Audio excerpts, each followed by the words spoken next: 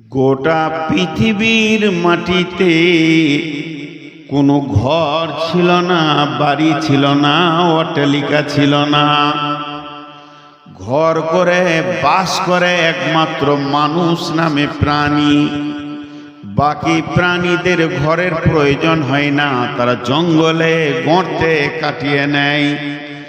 আর বাবুই পাখি বাসা বাঁধে, কিন্তু এই মাটিতে ইট দিয়ে অট্টালিকা বানায় না। তো শুধুমাত্র মানুষই বানায়। তা আদম আসার আগে পৃথিবীটা কতদিন তৈরি হয়েছিল সেটা আল্লাহ ছাড়া কেউ জানে না। অতএব কোনো ঘরই ছিল না তো ছিল না। তাহলে আদম এসে কি ঘরটা বানালো? জি না। কোরআন বলছেন বিসমিল্লাহির রহমানির রহিম, ইন্না আউওয়ালা বাইতিন উদিয়া লিন-নাস লাল্লাযী বিবাক্কাতা মুবারাকা ওয়া হুদাল লিল আলামিন। আমি পৃথিবীর বুকে প্রথম ঘর যেটা বানালাম সেটা মক্কা মুকাররমাতে। আর ওই ঘরটা বানালাম কখন? তার তারিখ কখন? আদম আলাইহিস সালামকে যেদিন জান্নাতে আল্লাহ বানালেন, একই দিনে দুনিয়াতে ঘর বানালেন। আর একটা ইতিহাস বলছে না, আদম আলাইহিস সালামকে যেদিন বানানো হয় তার 2500 বছর পূর্বে আল্লাহ তার ঘরটা কাবা শরীফটা মক্কাতে বানালেন। কে করে বানালেন? আল্লাহ তাবারাক ওয়া তাআলা ওখানে ফেরেশতা পাঠিয়ে দিলেন এবং বললেন তোমরা পৃথিবী নামে গ্রহে চলে যাও। সেখানে মক্কা নামে একটা জায়গা আছে, হুদুদে হারামের ভিতরে 72,000 পাহাড় আছে। এতটা এরিয়া জুড়ে 72,000 পাহাড় আছে, ছোট বড়। সেই পাহাড়ের মধ্যখানে আল্লাহ তাবারাক ওয়া তাআলা তার কুদরতি ছায়া দিয়ে দিলেন আসমান থেকে এবং ফেরেশতাদেরকে বললেন আমার এই ছায়া বরাবর তোমরা একটা ঘর বানাও। আল্লাহ এমন একজন খালিক যাকে স্যাম্পল লাগে না, বিনা স্যাম্পলে বানাতে পারে। বাকি পৃথিবীতে যত বড়ই পণ্ডিত হোক না কেন, ওকে স্যাম্পল দিতে হবে, স্যাম্পল দিতে হবে। তো আজ এই যে ফেরেশতারা ঘরটা বানালেন, কেমন করে বানালেন?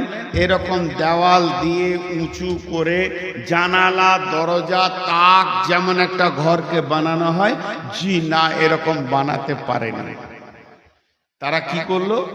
কিছু পাথর কিছু বালু এনে যে জায়গাতে আল্লাহ ছায়া দিয়েছেন ওই জায়গায় গোল করে দিয়ে লম্বা করে দিয়ে যাই হোক উঁচা করে দিয়ে দুটা খাট গাছ কেটে চাপিয়ে দিয়ে ওর উপরে কিছু দিয়ে দিল, ওটা ঘর হয়ে গেল। চারিদিকে পাহাড় আর ওটা গর্তের মাঝে, একবার বৃষ্টি হলো ধুয়ে চলে গেল। এরকম মাল বানালো, পাথর কটা আছে খালি। এর নাম কাবা। কাবা কাবা কেন? ওই জায়গাটার নাম কাবা রাখা হলো কেন? কোরআনে এসেছে কাবা কিরকম? বিসমিল্লাহির রহমানির রহিম, ইয়া আইয়ুহাল্লাযীনা আমানু ইযা কুনতুম ইলাস সালাতি ফাগসিলু উজুহাকুম ওয়া আইদিয়াকুম ইলাল মারাফিকি ওয়ামসাউ বিরুসিকুম ওয়া আরজুলুকুম ইলাল কাবাইন। হে ঈমানদার, তোমরা যখন নামাজের দিকে যাবে তো উজু করো। যে কোরআন উজুর ফরজ 4টা বলে দিলে। মুখটাকে ধুয়ে লাও, হাতটাকে এই পর্যন্ত ধো, আর মাথাটা মাসা করো, আর পা দুটা কাবাইন। কাবা মানে উঁচু যে পায়ের যে হাড়টা আছে গোড়ালি হাড়, ওই হাড়টাকে কাবা বলে, কাবাইন মানে দুটা পায়ের দুটো হাড়, ওই পর্যন্ত ধো। তাহলে উঁচা হাড়টা, আমার পায়ের উঁচা হাড়টা হলো কাবাইন। তাহলে মক্কার উঁচা জায়গা ওই রকম একটা বানিয়ে দিয়েছিল, তাই ওর নাম কাবা। কাবা হয়ে গেল। আজকে কত ঘর আছে? ঘর শেষ করা যাবে না, আজকে ঘরে শেষ নাই। জি, ঘর আর ঘর। তাহলে মসজিদ কার ঘর? আল্লাহর ঘর। বিশ্বনবী মসজিদের ফজিলত বর্ণনা করছেন। বিসমিল্লাহির রহমানির রহিম। মান বানা লিল্লাহি মসজিদান বানাল্লাহু লাহু বাইতান ফিল জান্নাহ। এই পৃথিবীতে যে একটা মসজিদ বানাবে, আল্লাহ তাবারাক ওয়া তাআলা তার জান্নাতে অট্টালিকা বানাবে। মুসলিমদের ভিতরে এমন একটা ব্যক্তি নাই যে এটা জানে না। এটা আমি নতুন হাদিস আপনাদের কাছে আজকে বলিনি। বাচ্চা ছেলে, মহিলা যে মাদ্রাসায় গেছে সেও জানে, যে মাদ্রাসায় যায়নি সেও জানে। এই হাদিসটা এত বর্ণনা হয়, এত বর্ণনা হয়, এত বক্তব্য দেয়, এত বক্তব্য দেয় যে মানুষের মুখে এটা মুখস্থ হয়ে গেছে যে পৃথিবীতে একটা মসজিদ বানাবে, আল্লাহ তার জান্নাতে ঘর বানাবে। তাহলে মসজিদ কত দামি জায়গা, মসজিদ কত দামি জায়গা। আমি একটা ছোট্ট মতো উদাহরণ দিচ্ছি আপনাদেরকে, মন দিবেন একটু, ধ্যান দিবেন একটু। এই গ্রামে টোটোতে লালগোলা থেকে 8টা লোক এলো। 8টা লোক আসার পর আপনাদের ওই গেট করেছেন, ওখানে টোটো থেকে নামলো সব বাইরের মেহমান। একজন এর বাড়ি গেল, ওর বাড়ি গেল, ওর বাড়ি গেল, ওর বাড়ি গেল, সব বাড়ি বাড়ি চলে গেল। একজন ডাক্তারের বাড়ি গেল, একজন মাস্টারের বাড়ি গেল, একজন গেল মৌলানা সাহেবের বাড়ি, আর একজন গেল কার কারো বাড়ি। যে যার বাড়ি গেল সে তার মেহমান। কিন্তু মসজিদে এসে একজন ঢুকলো, তাহলে সে কার মেহমান? আল্লাহর মেহমান। আমি এটা কোনো হাদিস কোরআন বলছি না, যুক্তি দিচ্ছি, উদাহরণ। এবার মসজিদে এসে চুপ করে বসলো, এ হলো আল্লাহর মেহমান। আপনার বাড়িতে যদি একটা মেহমান আসে, চলবেন, ফিরবেন, ঘুরবেন, কাজ করবেন, আর আপনার নজরটা আপনার মেহমানের দিকে পড়বে বারবার। আল্লাহর ঘরে যে বসবে সে আল্লাহর মেহমান, আল্লাহর নজরটা তার দিকে বারবার পড়বে। আমার মেহমান আমার ঘরে আছে। আল্লাহর একটা নজরের মূল্য কত? একটা নজরের মূল্য আজ পৃথিবীতে বুঝে আসবে না, কঠিন কিয়ামতের দিনে। এর জন্য আল্লাহ তাবারাক ওয়া তাআলা বেঈমানদের দিকে তাকাবেন না এবং তাদের সঙ্গে কথা বলবেন না, আর তাদের সঙ্গে তাদেরকে পবিত্র করবেন না। কারণটা কি? আল্লাহর নজর যদি একবার হাসরের মাঠে পড়ে যায়, তাহলে তার বিচার করার দরকার হবে না। বেঈমান, কাফের, মুশরিক, মুনাফিক সব জান্নাতে চলে যাবে, আর কোনো বিচারের দরকার হবে না। আল্লাহ রহমতের নজরে তাকায়। আমরা চামড়ার চোখে দেখি, চর্বির মাধ্যম দিয়ে। আল্লাহ রহমতের নজরে দেখেন, ওই রহমতের নজরটা বারবার বারবার পড়বে। এবার একটা লোক হয়তো মসজিদে গেল, তেলাওয়াত করলো, আলাদা নেকি হলো, নামাজ পড়লো, আলাদা নেকি হলো, জিকির করছে, আলাদা নেকি হচ্ছে।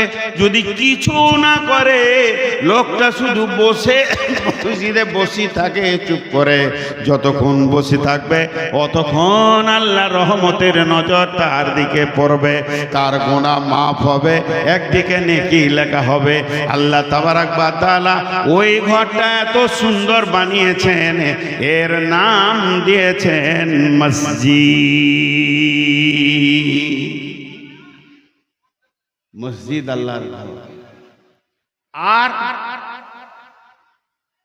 মসজিদ পবিত্র জায়গা পৃথিবীর ভিতরে, কিন্তু আমরা মসজিদকে চিনি না। এখন আপনাদেরকে একটা কথা জিজ্ঞেস করব, মসজিদের দিকে আপনি পা ফেলে ফেলে যাবেন। মানুষ মসজিদে গিয়ে উজু করে, এটা বোকামি করে। বাড়ি থেকে উজু করে যান, আপনার প্রত্যেকটা পায়ে আপনার গুনাহ মাফ হবে, নেকি লেখা হবে, এর ফজিলত আছে। আপনি মসজিদ পর্যন্ত যতক্ষণ যেতে থাকবেন বাড়ি থেকে উজু করে যান। কিন্তু এই মসজিদকে আমরা চিনি না, মসজিদের পরিচয় আমাদের দিলে নাই, একটু পরই পরিচয়টা পেয়ে যাবে। আল্লাহ তাবারাক ওয়া তাআলা বলছেন, বিসমিল্লাহির রহমানির রহিম, ইন্নামা ইয়ামুরু মাসাজিদাল্লাহি মান আমানা বিল্লাহি ওয়াল ইয়াউমিল আখিরি ওয়া আকামাস সালাতা ওয়া আতাজ যাকাতা ওয়া লাম ইয়াখশা ইল্লাল্লাহ। মসজিদের দায়িত্ব সম্পর্কে কথা বলছেন, কিন্তু আমি এখন মসজিদের খালি ফজিলত বললাম 2 মিনিট, এরপরে মেন আয়াতে যাব। শুধু একটা কথা বলবো, মেন বক্তব্যে চলে যাব। এটা আমার ভূমিকা ছিল, মাত্র শুধু ভূমিকা ছিল।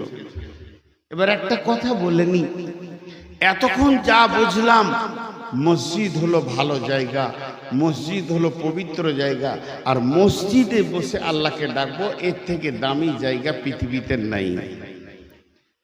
কিন্তু একটা কথা জানেন, বিশ্ব নবীকে মসজিদ থেকে রুখে দেয়া হয়েছে।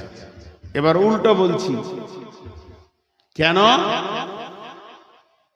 নবীজি রেডি হয়ে গেলেন মসজিদে যাওয়ার জন্যে, হুজরা থেকে বের হচ্ছেন, মসজিদে গিয়ে নামাজ পড়বেন। এমন সময় জিবরাইল এসে সামনে দাঁড়িয়ে গেলেন, মসজিদকে নবীজিকে বলছেন, আয়া রাসূলুল্লাহ, ইয়া হাবিবাল্লাহ, লা তাকুম ফিহি আবাদা, আপনি খবরদার মসজিদে যাবেন না। আল্লাহ তাবারাক ওয়া তাআলা পছন্দ করছেন না আপনার মতো দামি নবীকে আল্লাহ ওই মসজিদে যাবে, এটা আল্লাহ পছন্দ করছেন না, আল্লাহর মন মানছে না। আমাকে এই জন্য পাঠানো হয়েছে, লা তাকুম ফিহি আবাদা, নবীজি গো, আপনি ওই মসজিদে পা দেন না। ওই মসজিদে যদি পা দেন, এটা আল্লাহ পছন্দ করেন না, বিধায় আপনি মসজিদে যাবেন না। স্বয়ং আল্লাহ রসুলকে মসজিদ যাওয়া থেকে আটকে দেওয়া হলো। আমি এখন একটা নিজের কথা বলছি, এতক্ষণ 10 মিনিট 15 মিনিট কি 2 মিনিট আমি যা বক্তব্য দিলাম, একটা জিনিস দেখালাম, মসজিদ দামি জায়গা।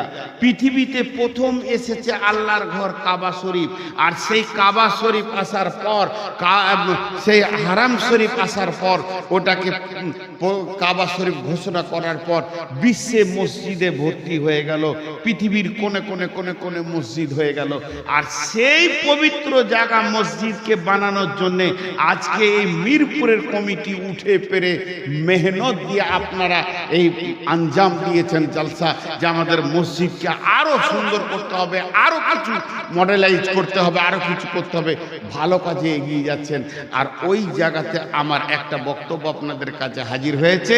সূরা তওবার 108 নম্বর আয়াতে বিশ্ব নবীকে মসজিদ থেকে আটকিয়ে দেওয়া হলো, আপনি মসজিদে যাবেন না, ওই মসজিদে যাবেন না, পা দেবেন না। আপনার মতো নবী ওই মসজিদে পা দেবে, এটা আল্লাহ মানতে পারছে না। তাহলে মসজিদ খারাপ জায়গা, যত ভালো তত খারাপ। মসজিদ যত ভালো তত খারাপ। বিশ্ব নবীকে রুখে দেওয়া হলো। যারা বেনামাজি আছে, মসজিদে নামাজ পড়ে না, তারা তো মনে মনে খুশি হয়েছে। ঠিকই বলেছে, এতদিন শালা একটা খুঁজে পাওয়া যায়নি রে। হ্যাঁ, সূরা তওবার 108 নম্বর আয়াত মুখস্থ করেলেন, আপনাদের সুযোগ করে দিলাম। এটা তো ভালো কথা, ঠিকই বলেছে এই মৌলভী সাহেব। খালি যত মৌলভী দুনিয়াতে আসছে আর বলছে নামাজ পড়ো নামাজ পড়ো নামাজ পড়ো, এই ভ্যার ভ্যার করে একটাই কথা বলে গেছে। আর এইটা ঠিক বলেছে, রসুলকে যখন মসজিদ যেতে দেওয়া হয়নি তা আমাদেরও ছুটি হয়ে গেল। মা বোনদেরকে একটা ছুটি দিয়ে দিই, মা বোনরা কান করে শুনেন। বিশ্বনবীর 11টা 13টা 9টা মতান্তরে বিবি ছিলেন। তার মধ্যে একটা এমন বিবি ছিলেন যে কোনো সতীনের মুখ দেখেনি। উনি যতদিন বেঁচে ছিলেন বিশ্ব নবী দ্বিতীয় বিয়ে করেননি। সেই বিবিটার নাম হলো আম্মা জান খাদিজা, উম্মুল মুমিনিন আম্মা জান খাদিজা, যিনি বিশ্বনবীকে গারে হিরাতে প্রতিদিনের খাবার দিয়ে আসতেন। ওই মেয়েটি কত দামি, প্রতিদিন রসুলকে খাবার দিয়ে আসতেন। শুধু তাই নয়, পৃথিবীতে সর্বপ্রথম যিনি ঈমান এনেছিলেন আল্লাহ রসুলের কাছে তিনি হলেন আম্মা জান খাদিজা। শুধু মেয়েটা এইটুকু ডিগ্রি নয়, ওই মেয়েটার আরো ডিগ্রি আছে। তিনি তৌরাতের পণ্ডিত ছিলেন, তৌরাতের হাফিজা ছিলেন। শুধু এই মাত্র নয়, বিশ্ব নবীর কাছে যখন আম্মা জান খাদিজা খাবার নিয়ে গেলেন, নবীজি বললেন, খাদিজা রে, তোমাকে স্বয়ং আল্লাহ সালাম পাঠিয়েছেন এবং জিবরাইলও তোমাকে সালাম দিয়েছেন। যাকে আল্লাহ তাবারাক ওয়া তাআলা এত ভালোবাসেন, আল্লাহ সালাম দিয়েছেন, জিবরাইল সালাম দিয়েছেন। তাহলে ওই মেয়েটির নাম খাদিজা। ওই মেয়েটা আরো কত দামি। নবীজির যতগুলো সন্তান দিয়েছিলেন আল্লাহ, ওর পেটেই সন্তান দিয়েছিলেন। উনি আম্মা জা, উনি ফাতেমার মা, উনি রোকেয়ার মা, জাইনাবের মা, উম্মে কুলসুমের মা। আর যতদিন বেঁচে ছিলেন ততদিন নবীজি দ্বিতীয় বিয়ে করেননি। আম্মা জান আয়েশা বলছেন, বিশ্বনবী মতের আগে পর্যন্ত খাদিজাকে কোনোদিন ভুলেননি। যখন তখন আমাদের কাছে গল্প করতেন খাদিজার। এর নাম হলো খাদিজা, এটা হলো এত দামি মহিলা আল্লাহর কাছে। অতএব ওই খাদিজা জীবনেও এক ওয়াক্ত নামাজ পড়েনি। এতক্ষণ ওর ভালো গুণ বর্ণনা করলাম, শেষকালে একটা খারাপ কথা বলে দিলাম, জীবনে এক ওয়াক্ত নামাজ পড়েনি। দুটা দলিল দিলাম। একবার স্টেজে বসে দলিল দিছি, রসুলের বিবি যাকে আল্লাহ সালাম দিয়েছেন সেই বিবিটা এক ওয়াক্ত নামাজ পড়েনি, একদিন লয় এক ওয়াক্ত নামাজ পড়েনি। আর এদিকে আল্লাহ রসুলকে মসজিদ থেকে আটকানো হচ্ছে। এটা কোরআনের দলিল আর এটা হাদিসের দলিল। মা বোনেরা যারা নামাজ পড়ে না বলছে, ওই লেগেই তো আমরা পড়ি না। রাস্তা কত সুন্দর পেয়ে গেল জি। কারণ এই দুটো জিনিস আপনাদের কাছে উলঝান থেকে গেল, দোদল্য অবস্থায় থেকে গেল।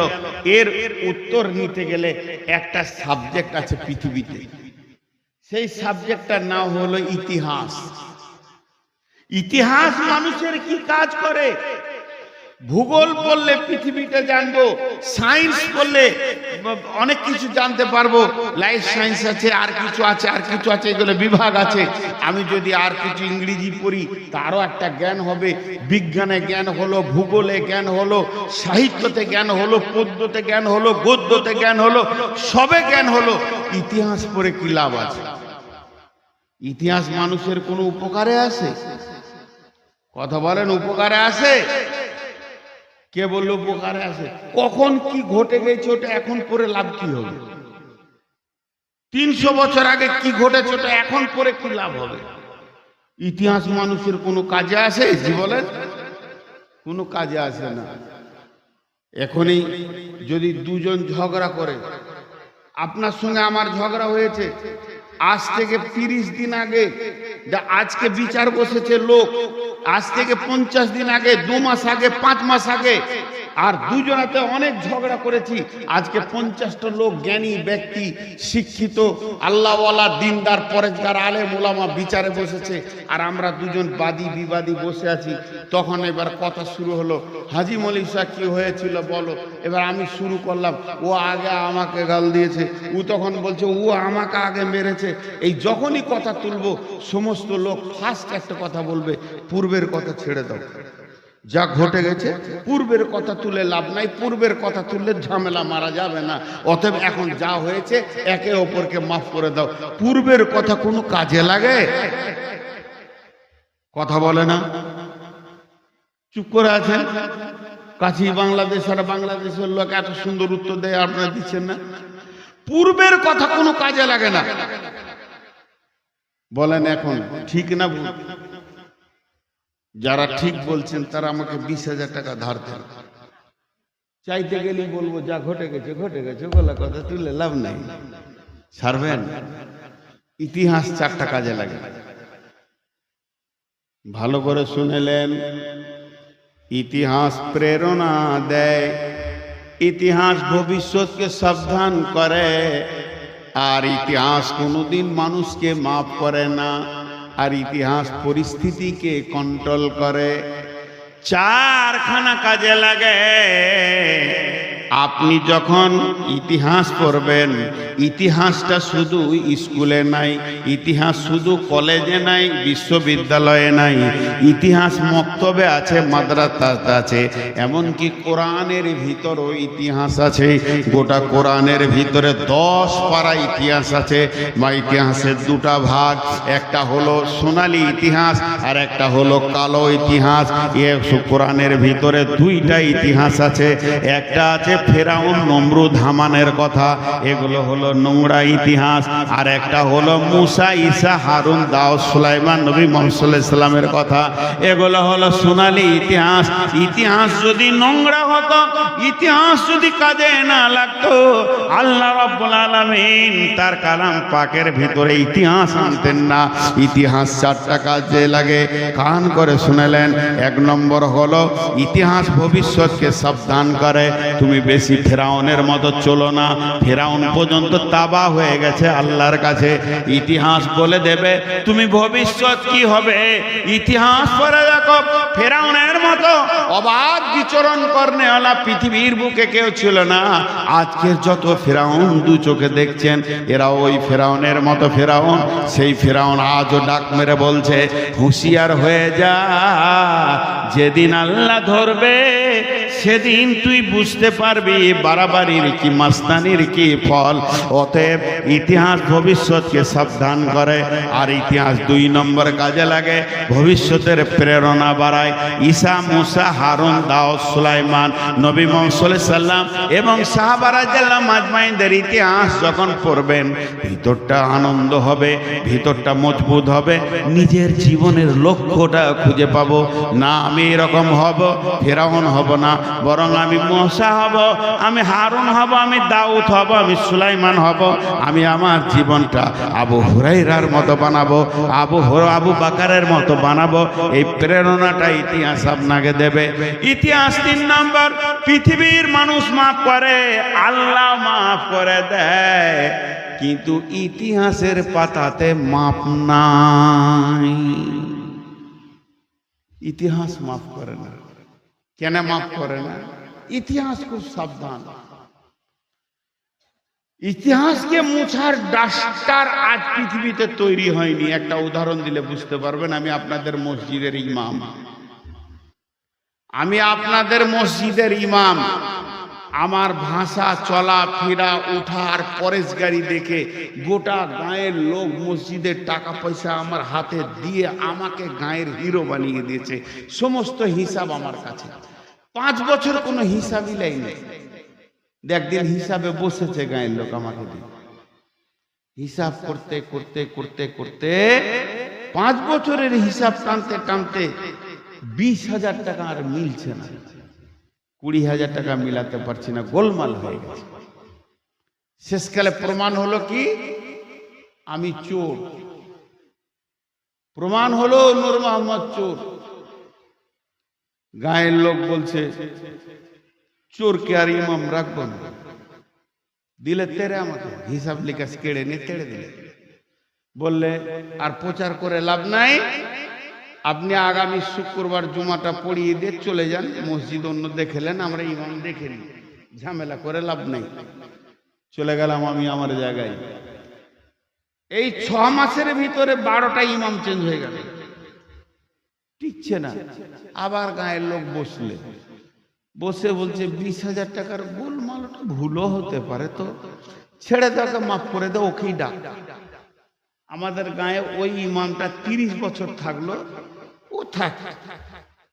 গাঁওয়ালা মাফ করলো, মসজিদওয়ালা মাফ করলো, কমিটিওয়ালা মাফ করলো, সবাই মাফ করে আবার আমাকে ফোন করে ডাকলো, হুজুর আসেন, সামনে জুমাটা আপনি পড়া।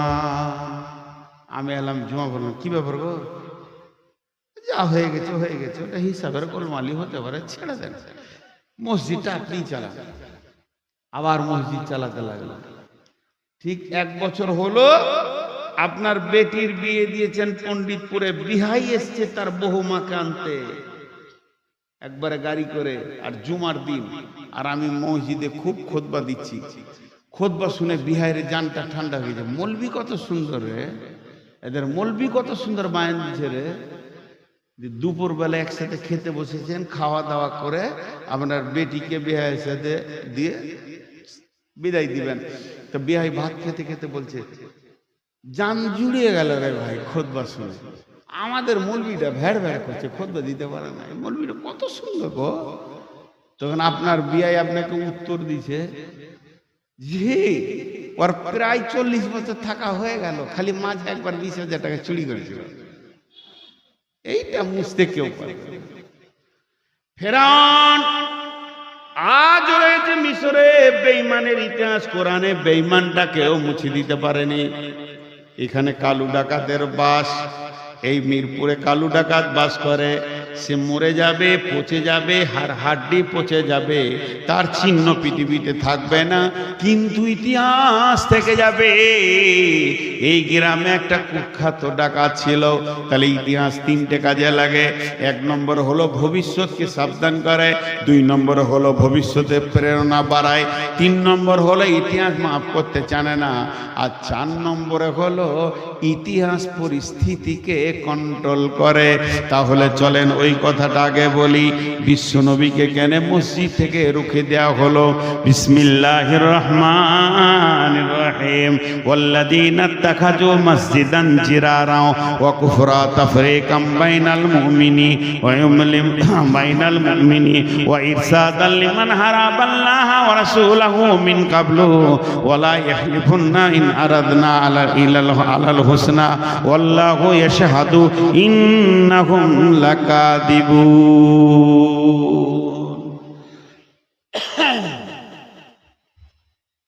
একটু ধ্যান দেন, কটা মিনিট, তাহলে বুঝতে পারবেন যে রসুলকে মসজিদ থেকে রোকা হয়েছে। তবে ওই মসজিদ বলেছি বারবার, সেটা একটা পার্টিকুলার মসজিদ।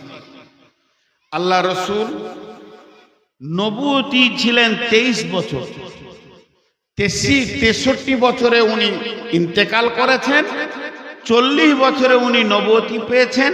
টোটাল 23 বছর নবীর জীবন কাটিয়েছেন উনি। এই 23 বছরকে 2 দিয়ে সমান করে ভাগ করতে হবে না। 10 থেকে 11 বছর ছিলেন মক্কায়, আর 11 থেকে 12 বছর ছিলেন মদিনায়। ওই জন্য রসুলের নাম হলো নবী মক্কি, নবী মাদানী। 2 জায়গায় ওনার জীবনটা হাফ হাফ করে কেটে গেছে। মক্কায় যখন নবীজি ছিলেন, রসুলের জানের দুশ্মন যারা ছিল তাদের নাম হচ্ছে মুশরিক, কাফির। আপনারা ধ্যান দেন আমার দিকে, অ্যাটেনশন কেটে যাচ্ছে। মক্কায় যখন রসুল ছিলেন, রসুলের দুশ্মনদের নাম ছিল মুশরিক, কাফির। কিন্তু যখন মদিনায় চলে গেলেন, তখন কাফের মুশরিকরা ছিল, কিন্তু অনেক দূরে পড়ে গেল। ওখানে পড়ে গেল মুনাফিকদের মাঝে। মুনাফিকরা ছিল ওখানে, উবাই ইবনে খালফ, আব্দুল্লাহ ইবনে উবাই ইবনে সুলুল, এরা ছিল ওখানকার মুনাফিক। রসুলকে কষ্ট দিতেন। আর মুনাফিক খুব খতরনাক জিনিস। মুনাফিক জাহান্নামের নিচে থাকবে, দারকিল আসফাল। মুনাফিক থাকবে জাহান্নামের একবারে নিচে। মুনাফিককে দিয়ে জাহান্নাম শুরু হবে। আল্লাহ তাবারক ওয়া তাআলা মুনাফিককে কত কত ঘৃণার নজরে দেখেন। কিন্তু ঘটনাটা কি ঘটলো? বিশ্বনবী যখন মদিনায় গিয়ে পৌঁছালেন, বিশ্বনবী মদিনায় পৌঁছানোর পর মদিনাওয়ালা নবীজিকে পেয়ে অত্যন্ত খুশি হয়ে গেলেন। এত খুশি, গোটা মদিনাবাসী বিশ্ব নবীকে ছাড়া কিছুই জানে না। তাদের সমস্ত কাজ নবীকে দিয়ে করেন। কখন কি করবে না করবে, পরামর্শ, উঠা বসা, চলাফেরা, সব কিছু নবীকে তারা এত ভালোবাসতে লাগলেন। তখন মুনাফিকদের কলিজা জ্বলতে লাগলো, হায় রে কোথা থেকে উড়ে এলো আর এত সম্মান পেয়ে গেল, আমাদেরকে কেউ পৌঁছে না, আমাদেরকে কেউ সম্মান করে না।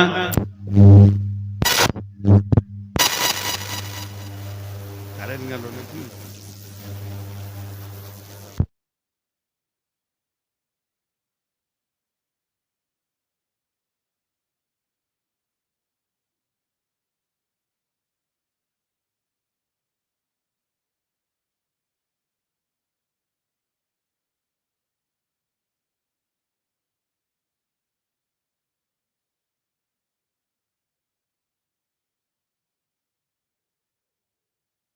ওরে বাবা,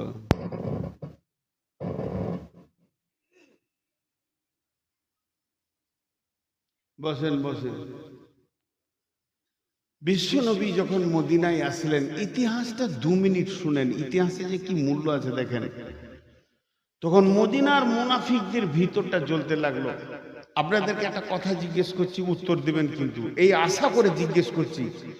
আপনাদের গ্রামে দেখবেন তারা আপোষে আত্মীয় নয়, আপোষে বিয়ে শাদিতে দাওয়াতও করে না, খাওয়া দাওয়া নাই, লেনদেন নাই, কিন্তু ইমামকে তাড়তে হলে তারা একটা দল আছে, আছে না? আবার ইমামের পেছনেই নামাজ পড়বে ওরা, আর ইমামের বিরুদ্ধে কাজ করবে। এই রকম মাল আপনাদের গায়ে আছে কি না? এটাই বলে মুনাফিক। হ্যাঁ, এই ঘটনাটা ঘটলো। তো আল্লাহ রসুলের কাছে তারা চলাফেরা করছে, কথা বলছে, আর এর ভিতরে ওরা ঢুকে আছে। তার কারণ একটা কথা শুনেলেন, কাফের হলো আপনার সরাসরি দুশ্মন, মুশরিক হলো আপনার সামনাসামনি দুশ্মন, আর মুনাফিক হলো আপনার বিছানার ভিতরে, কম্বলের ভিতরে দুশ্মন। এটা বোঝা খুব মুশকিল। বিশ্ব নবীর মতো ট্যালেন্ট ব্রেন, বিশ্ব নবীর মতো বিচক্ষণ ব্যক্তিকে আল্লাহ তাবারক ওয়া তাআলা আসমান থেকে একবারে মুনাফিকের লিস্ট পাঠিয়ে চিনিয়ে দিয়েছিল কে কে কে কে কে কে মুনাফিক। একজন মুফাসসিরিন এরকম বলছেন, এখনকার মুমিনের নামাজের যত না ধৈর্য আছে, রসুলের যুগে মুনাফিকদের নামাজের আরো ধৈর্য বেশি ছিল। মুনাফিকরা এত ধীরে সুস্থে নামাজ পড়তো, এমনভাবে রসুলের সঙ্গে চলতো, জাকাত দিত, জিহাদে যেত, সব করতো, কিন্তু ওদেরকে মুনাফিক বোঝা বড় কঠিন ছিল। এই মুনাফিকরা কি করতে লাগলো, এরা আপসে বারবার মিটিং করে। আর মিটিংটা কোথা করে? পাহাড়ে গিয়ে লুকিয়ে। মা বোনেরা একটু ধৈর্য ধরে শুনেন। লুকিয়ে গিয়ে মুনাফিকরা বলে, এবার মুনাফিকরা কেমন মিটিং করছে? একজন বলছে, মক্কা থেকে এসে সব সম্মান নিবে, আমরা কিছু নিব না। তো আরেকজন বলছে, আমার মনে হচ্ছে কেটে ফেলে দিই। আরেকজন বলছে, এখনই ওর মাথা কেটে ফেলে দেয়। তো ওর মধ্যে যে মুরব্বী ছিল, উবাই ইবনে সুলুল, উবাই ইবনে খালফ, যার ব্যাপারে আল্লাহ তাবারক ওয়া তাআলা কোরআনে আয়াত নাজিল করেছে, হে নবী তুমি যদি ওর জন্য 70 বার মাপ চাও তো আমি ওকে মাফ করব না, সেই ব্যক্তিটা তখন ঠান্ডা মিজাজে বলছে, শোন, বাড়াবাড়ি করবি না, ধীরভাবে কাজ কর, না থাকবে বাঁশ, না বাজবে বাঁশুরি। তাহলে কি করতে হবে? 2 জন মক্কা যা। মক্কা কেন যাব? যা তোরা মক্কা, কাজ হয়ে যাবে, নবী মোহাম্মদকে মারা কষ্ট হবে না, যা তোরা মক্কা। বলে মক্কা ও যে পাড়ার বাড়ি, যে টলাতে ও থাকে, যে জায়গায় ও বাস করে, ওখান থেকে খবর নিয়ে আই যে ওর দুশ্মন আছে কিনা। মিটিং হয়ে গেল, 2 জন মক্কা চলে গেল। মক্কা থেকে ঘুরতে ঘুরতে আল্লাহ রসুলের যেটা পাড়া, কাবার পাশে যে জায়গায় উনি বাস করতেন, ওই এলাকার লোককে আবু জেহেলের মতো যাদের, আবু জাহেলের মতো যাদের মিজাজ, ওদেরকে জিজ্ঞেস করছে, হাগো নবী মোহাম্মদকে তোমরা চিনো? ও তখন বলছে, সেই বদমাসটা রাতে রাতে পালিয়েছে, ওইটা ওকে পেলে কাটবো। তখন এর কলিজাটা বড় হয়েছে, হ্যাঁ ওর দুশমন মক্কায় আছে। আবার ও চলে গেল মদিনায়। মদিনায় যাওয়ার পর মুনাফিকটিকে এক জায়গায় করলো, এক জায়গায় করে আবার মিটিং শুরু হলো। যাদেরকে পাঠানো হয়েছিল প্রশ্ন করা হলো, বলো তোমাদের খবর কি? ওরা বলল, আমরা মক্কা থেকে জেনে আসলাম সেখানে তার দুশ্মনে ভর্তি হয়ে রয়েছে, তাকে যখনই পাবে কেটে ফেলে দেবে। তারা যেন এত আগ্রহী রয়েছে, রাত্রে গোপনে গোপনে মদিনা চলে এসছে। তখন মুনাফিকদের দিলটা বড় হয়ে গেল। বড় হয়ে যাওয়ার পর ওরা আলোচনা করলো, এবার কি করা যায়? আমরা এখানে মুনাফিককে কার বাড়িতে রাখবো বলো? যার বাড়িতে রাখা যাবে। মক্কা থেকে যদি দুশ্মন ডাকা হয় তাহলে মদিনাতে এসে ওরা মেরে দিয়ে চলে যাবে, আমাদের দোষ হবে না, আমাদের নামে কেস আসবে না, আমাদেরকে কতলের পরিবর্তে কতল করা হবে না। আর মক্কার লোকে মদিনাতে এসে যদি মুহাম্মদ সাল্লাল্লাহু আলাইহি সাল্লামকে মেরে দেয় তাহলে আমাদের গায়ে দোষ লাগবে না। তাহলে ওখানকার লোককে ডাকা হোক। বলে ডাকলেই তো চলে আসবে, থাকবে কোথা, খাবে কোথা? যার বাড়িতে তুমি রাখবে তাকেই তো ধরে শাস্তি দেবে। কারণ নবী মুহাম্মদ বর্তমানে মদিনাতে এতটা প্রভাবিত হয়ে গেছে, ওর দিকে সমস্ত লোক প্রকাশ্যে আন্দোলন করা যাবে না। যদি করতে যাও এমন মার দেবে চাটনিতে তোমরা জুটবে না। তাহলে একটা ব্যবস্থা করো। বলে কি করো? মসজিদে নববীতে 5 ওয়াক্তের নামাজটা আর পড়তে যাব না, আমরা মদিনার এক পাশে একটা ছোট করে মসজিদ বানিয়ে নেব, আর এই মসজিদের ভিতরে এই নামাজ পড়ব। উদ্দেশ্য দেখেন, যদি মসজিদে নববীতে রসুলের পেছনে নামাজ পড়ি তাহলে সপ্তাহে 35 ওয়াক্ত পড়তে হবে, 5 7 35। আর আমরা যদি এই টোলাতে এক পাশে একটা ছোট করে মসজিদ করে নিই, ওয়াক্তিয়া মসজিদ, 5 ওয়াক্তের মসজিদ, পাঞ্জেগানা মসজিদ, তাহলে সপ্তাহে একবার খালি জুমাতে টিপ মেরে দিব, অতি বুঝে নেবে যে ওর দলে আমরা আছি। আসলে এখান থেকে বসে বসে আমরা মক্কাওয়ালাদের সঙ্গে লাইনটা ঠিক করব, ক্লিয়ার করব, তো ওদেরকে এনে নবী মুহাম্মদকে মারব।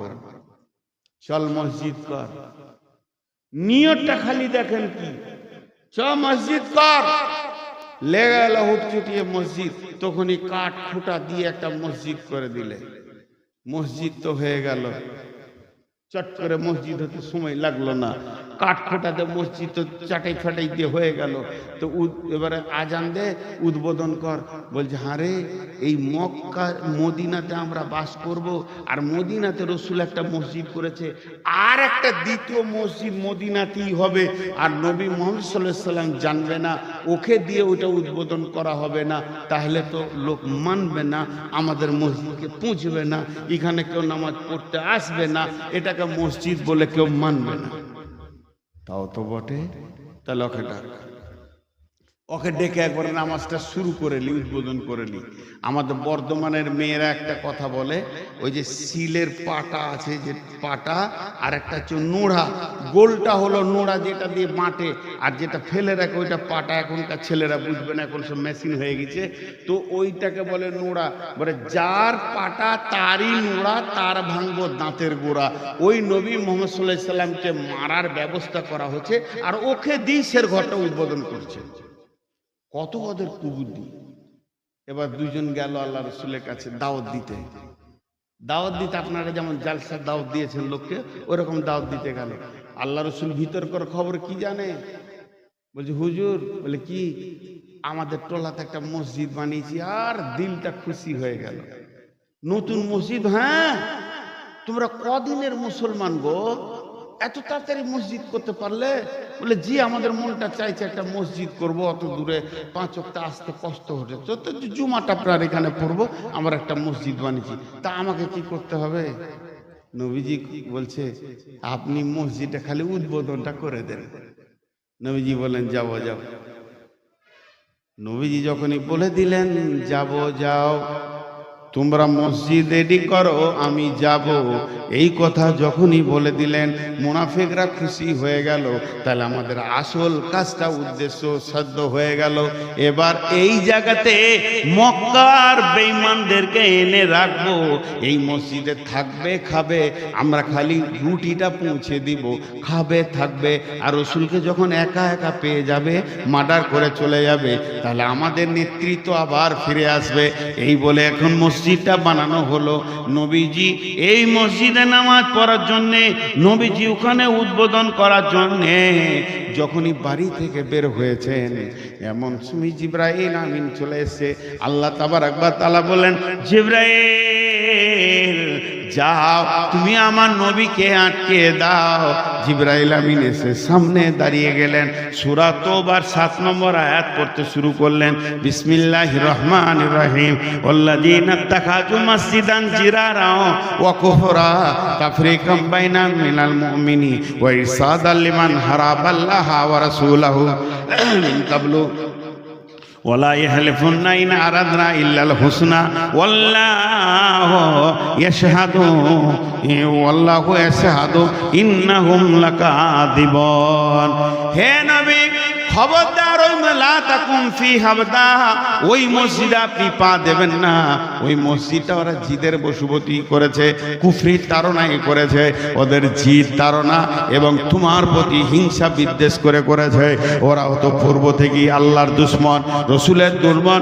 আর একটা জামাতকে ভাঙার জন্য করেছে, ওখানে তোমার জান নেবে, তোমাকে অপদস্থ করবে, জানে মারা চক্রান্তে করেছে।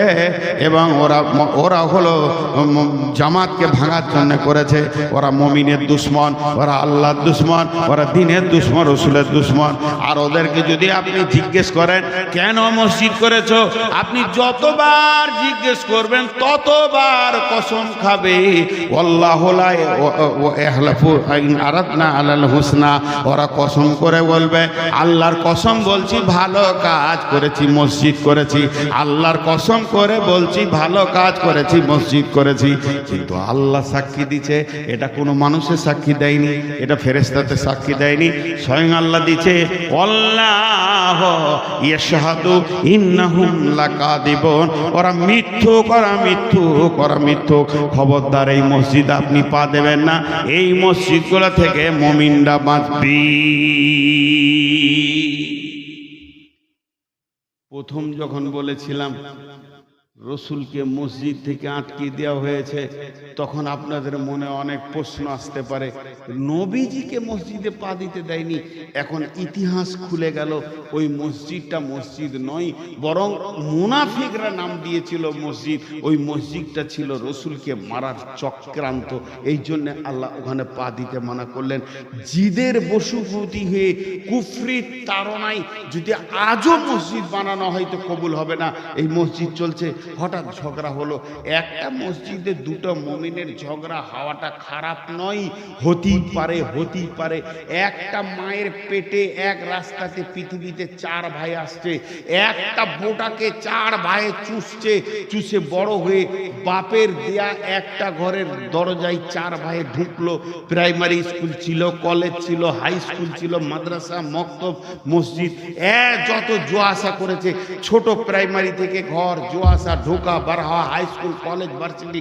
আর যেই বিয়ে হয়ে গেল, বাপের একটা দরজা 4টা দরজা পরিণত হলো। মায়ের একটা পেটের ভাই 4 জনাতে লাঠালাঠি চলছে। আর একটা মসজিদে গ্রামের 300 মায়ের ছেলে একসঙ্গে নামাজ পড়ছে।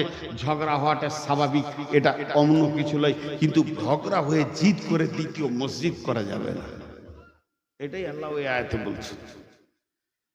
তুমি জিদ করে দ্বিতীয় মসজিদ করতে পারো না। জি, আমি একটা মৌলানার এর আগেও বলেছি, আমার ইউটিউবেও পাবেন বক্তব্যে, যে একটা মসজিদের ঘটনা, রসুলের জামানার ঘটনা আপনাদের সামনে শোনাচ্ছি। কিন্তু ঘটনাটা হচ্ছে, যদি আপনারা আমাকে জিজ্ঞেস করেন যে এটা কোথায় আছে, বুখারীতে, মুসলিমে, আবু দাউদে, তিরমিজিতে আমি এখনো পাইনি। ক্লিয়ার বলছি, আমি পাইনি। আমি যতটা পড়েছি পাইনি। এবং আপনারা যদি পেয়ে থাকেন আমাকে দিলে আমি খুশি হব। ঘটনাটা শোনাই।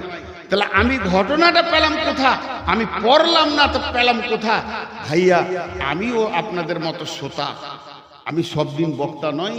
আমার গ্রামের পাশের গ্রামে জালসা হচ্ছিল মসজিদের, আমি শুনতে গেছিলাম। একজন বয়স্ক আলেম বললেন, আমি সেই ঘটনাটা কপিটা আপনাদেরকে শোনাচ্ছি। যদি কারো হাতে বই এসে থাকে, এই ঘটনাটা পেয়ে থাকেন, তা আমাকে জানিয়ে দেবেন যে কোন জায়গায় আছে। আমি হাদিস শুনতে পাইনি। সেটা ঘটনা কি? একটা মসজিদ, মসজিদে নববী, মসজিদে নববী যেটা মেন গেট, আপনাদের মসজিদে একটা মেন গেট আছে, গেটের সামনেই রাস্তা। মসজিদে নববীর মেন গেটের সামনে একজন একটা সাহাবী খুঁটা গেড়ে দিলেন। খুঁটা গেড়ে দিয়ে আমাদের দিকে সময় থাকলে কি করি? বাড়িতে কাজ আছে, বাগানে কাজ আছে, মাঠে কাজ আছে, ব্যবসার কাজ আছে, মানুষ ব্যস্ত থাকে। আর একটুকু কাজ থেকে ফাঁকা পেলে কি করি? বাগানে বসে সময় কাটাই, চায়ের দোকানে বসে সময় কাটাই, না হলে কোনো জায়গায় আড্ডা দিই, নাই তাস খেলি, নাই জুয়ো খেলি, নাই লুডো খেলি, নাই দাবা খেলি, এই বলে আমরা সময় কাটাই। কিন্তু সাহাবীদের কি অবস্থা ছিল? ওরা যতক্ষণ ব্যস্ত থাকতো, সময় পেলে মসজিদে এসে চুপ করে বসে থাকতো। তো উনি মসজিদে যাই, দুরিকার নামাজ পড়ে আসি, এখন একটু সময় রয়েছে, কোনো কাজ নাই, মসজিদে নামাজ পড়তে এসে একটা খুঁটাকে গেড়ে দিয়েছে। এইরকম ধরেন একটা খুঁটাকে মসজিদের গেটের মাঝিলে একটা পাশাপাশি কোন একটা জায়গায় গেড়ে দিয়ে ও দুরিকার নামাজ পড়ছে, সুন্নত নফল নামাজ পড়ছে, আল্লাহর কাছে দোয়া করবে। এখন কোনো নামাজের টাইম নেই, ওয়াক্তে নেই, তো মসজিদে বসে একটু দুরকার নামাজ টামাজ পড়ি। ও নামাজ পড়ছে, তখন আরেকজন মসজিদ ঢুকছে উজু করে। মসজিদ ঢুকছে তো আর মুখ বন্ধ নাই, বকতে বকতে ঢুকছে। মসজিদের দোয়াটা পড়ে নিলে আল্লাহ মাস্তাল্লাহ বোকার আমি থেকে বলছি, কোন বোকারে এখানে খুঁটা গেড়েছে, ওকে হুঁশ নেই, খ্যান নেই। দেখতো যত মাঠা মুঠা মদিনাতেই বাস করে না কেরে, এখানে কেন খুঁটা গাড়বে? ও তুই নামাজে বসে বসে আত্মাহিত করছে, আর ও শুনে নিয়েছে খুঁটা খুঁটা করছে কেন? তাহলে আমার খুঁটাটাই বোঝু। তুই সালাম ফিরে বাইরে এসে দেখি খুঁটা নাই, ছুঁড়ে ফেলে দিয়েছে। ওটাকে তুলে ওই দূরে ছুঁড়ে দিয়েছে, যে ও আবার নফল নামাজ ধরেছে। তখন ওর পিছে যে বসে আছে সালাম ফির, তারপরে দেখছে খুঁটা খুঁটা তো তুই করছিলি, তা আমার খুঁটা তো নাই। ও আমরা ভালো মানুষ, ও জানে যে আমি ভালো কাজ করেছি, খুঁটা তো তুলে দিয়েছি, যে নামাজ পড়ে সালাম ফিরছে। প্রথমে শুরু হচ্ছে 1 ভোল্টেজ দিয়ে, বাড়তে বাড়তে 100-তে উঠে যাবে। প্রথমে জিজ্ঞেস করছে, ভাই খুঁটাটা তুমি তুলেছ? কত সুন্দর করে বলছে। ও তখন বলছে, তুমি গেড়েছ, তুই তুললি কেন, তুই গাললি কেন? এবার তুই হলো, এবার চিল্লাইতে লেগে, তোকে কে তুলতে বলেছে? মসজিদে যখনই চিল্লাইতে শুরু করেছে, বিশ্বনবী ছিলেন হুজরাতে, দেখছে কে চিল্লাইছে রে মসজিদে? দুটোই তো আমার মাল, দুটোই মুসলমান, দুটোই সাহাবী, মসজিদে চিল্লাইছে কেন? আস্তে আস্তে এই তোমরা ঠিক করো। আল্লাহ রসুলকে একবার বললেই যথেষ্ট ছিল। আল্লাহ রসুল এমন একজন, সাহাবীদেরকে যে কথা একবার বলতেন যত, এই চুপ করো, দুজনে চুপ হয়ে গেছে। কি হলো, কি হয়েছে তোমাদের বলো? এই জামানা যদি হতো, নিজেরটা কেউ বলতো না, ক্রস করতো, ও একটা বলতো, ও একটা বলতো, ও খুঁটা গেড়েছে, ও তখন বলতো ও তুলেছে। কিন্তু সাহাবীরা কত সাদা জীবন। একজন বলল, ইয়া রাসূলুল্লাহ, আমি একটা খুঁটা গেড়েছিলাম। ইয়া রাসূলুল্লাহ, মসজিদের দরজার পাশাপাশি আমি একটা খুঁটা গেড়েছিলাম। আরেকজন বলে দিল, ইয়া রাসূলুল্লাহ, আমি ওটা তুলে ফেলে দিয়েছি। বলছে, ও তাহলেই তো ঝগড়া লেগে গেছে। ওদের দুজনকে নবীজি বললেন বসেন। এবার নবীজি বিচারে বসে গেলেন। মসজিদটা হয়ে গেল আদালত, নবীজি হয়ে গেলেন জজ। সাহাবী দুজন বাদী বিবাদী রয়েছে, বাকি সাহাবীরা রয়েছেন, আসহাবে সুফফার রয়েছেন, সব বসে রয়েছেন। বিচার শুরু হয়ে গেল মসজিদের ভিতরে। এবার মসজিদে খুঁটা গাড়নেওয়ালা আর খুঁটা তুলনেওয়ালা, খুঁটা তুলনেওয়ালাকে আল্লাহ রসুল বললেন, তুমি খুঁটাটা কেন তুলে দিলে? তোমার মনের কথাটা বলো, বলো তোমার নিয়তটা বলো। ইন্নামাল আমালু বিন্নিয়াত, কোন নিয়তে তুমি খুঁটাটা তুললে? তখন উঠে দাঁড়ালো অপরাধীর মতো, আমাকেই প্রথমে ধরেছে। উঠে দাঁড়িয়ে বলছেন আস্তে আস্তে করে,